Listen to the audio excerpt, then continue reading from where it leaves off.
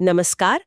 आज हम बात कर रहे हैं शिव प्रसाद सिंह के जाने माने उपन्यास कड़ा पत्थर के बारे में।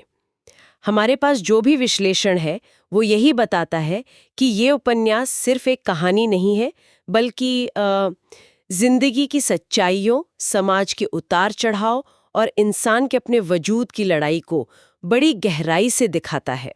हाँ बिल्कुल। और ये नाम ही देखे ना, कड़ा पत्थर, अपने आप में कितना कुछ कह जाता है। सही कहा। तो आज हम इसी उपन्यास के आईने में मानवीय भावनाओं और सामाजिक ताने बाने को समझने की कोशिश करेंगे। जैसा कि आपने कहा, विश्लेषण बताते हैं कि ये उपन्यास आम आदमी के संघर्षों पर केंद्रित है। हाँ, और इसमें बदलते हुए समाज के जो तनाव हैं, नैतिक दुविधाएं हैं, वो सब है। और ये शीर्षक कड़ा पत्थर, ये क्या सिर्फ मुश्किल हालात का प्रतीक है? नहीं, उससे कहीं ज्यादा है। विश्लेषण इस बात पर जोर देता है कि ये सिर्फ बाहरी सख्ती नहीं है। अच्छा। हाँ, ये इंसान के अंदर का जो संकल्प है, उसकी जो सहन शक्ति है, और कभी कभी जो वो खुद कठोर हो जाता है ना हालात से, उसका भी प्रतीक है। मतलब जैसे पत्थर घिसकर आकार लेता है। बिल्कुल। वैसे ही जिंदगी की मुश्किलें, वो चुनौतियां इंसान को घड़ती हैं, उसे मजबूत बनाती हैं एक तरह से। तो ये दोहरा मतलब हुआ, बाहर की चुनौती भी और अंदर की मजबूती भी। तो फिर कहानी के केंद्र में क्या है? जैसा विश्लेषण इशारा करता है, क्या ये आम आदमी की रोज की जद्दोजहद है? हाँ, वही है। रोजमर्रा की लड़ाई, मतलब गरीबी से जूझना, समाज में जो नाइंसाफी है उसका सामना करना। और पात्र क्या कर रहे हैं? अपनी पहचान बनाने की कोशिश। लगातार अपनी पहचान, अपना अस्तित्व बचाने की जद्दोजहद साफ दिखती है। और ये सब हो रहा है बदलते हुए भारतीय गांवों और कस्बों की पृष्ठभूमि में। अच्छा। विश्लेषण ये भी बताता है कि कैसे वहां वर्ग भेद है, लोकल पॉलिटिक्स हैं, और कैसे बदलते हुए सामाजिक समीकरण किरदारों की जिंदगी को और उलझा देते हैं।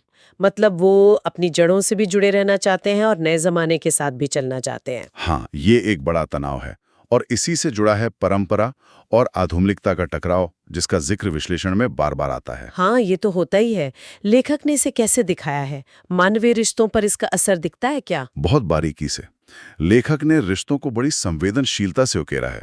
पारिवारिक रिश्ते, उनमें जो दरारें पड़ती हैं, जो विश्वास टूटता है। लेकिन फिर भी कुछ जुड़ाव बचे रहते होंगे। हाँ बिल्कुल, वो टूटन और जुड़ाव साथ साथ चलते हैं।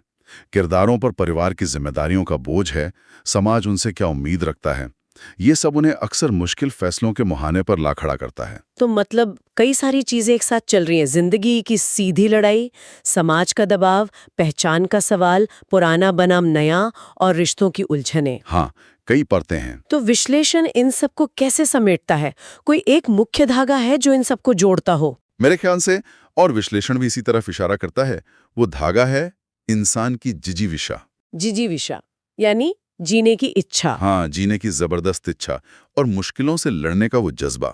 ये उपन्यास दिखाता है कि कैसे किरदार मुश्किल से मुश्किल हालातों से गुजरते हैं। वो टूटते भी हैं, बिखरते भी हैं, लेकिन हार नहीं मानते। डटे रहते हैं। ये सिर्फ टिके रहने की, मतलब सर्वाइवल की कहानी नहीं है। ये कहानी है कि उन अनुभवों से गुजरकर इंसान का जो चरित्र बदलता है, उसमें जो एक निखार आता है, उसकी कहानी है। ये इंसान की हिम्मत और उसकी संघर्ष करने की अटूट क्षमता का एक दमदार चित्रण है। वाह।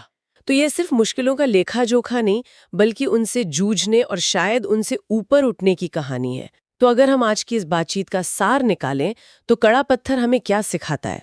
यही कि चुनौतियां हमें बनाती भी हैं, तोड़ती भी हैं। हाँ, कह सकते हैं।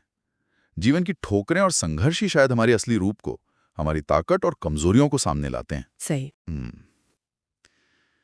लेकिन यहाँ एक सवाल भी उठता है, जिसका जिक्र विश्लेषण में भी है। क्या ये जरूरी है कि इंसान के विकास के लिए, उसके चरित्र बनने के लिए संघर्ष और मुश्किलें हों ही? अच्छा सवाल है। क्या एक बेहतर समाज, एक ज्यादा संवेदनशील माहौल बनाकर हम इंसान के रास्ते के कुछ कड़े पत्थर हटा नहीं सकते, ताकि उसका सफर थोड़ा आसान हो सके? जी, ये सोचने वाली बात है। क्या मुश्किलें जरूरी हैं या उन्हें कम किया जा सकता है? हाँ, ये एक ऐसा सवाल है जिस पर शायद पाठक उपन्यास पढ़ने के बाद और गौर करना चाहें। बिल्कुल, एक जरूरी सवाल सोचने के लिए। और इसी विचार के साथ आज की ये चर्चा यहीं समाप्त करते हैं।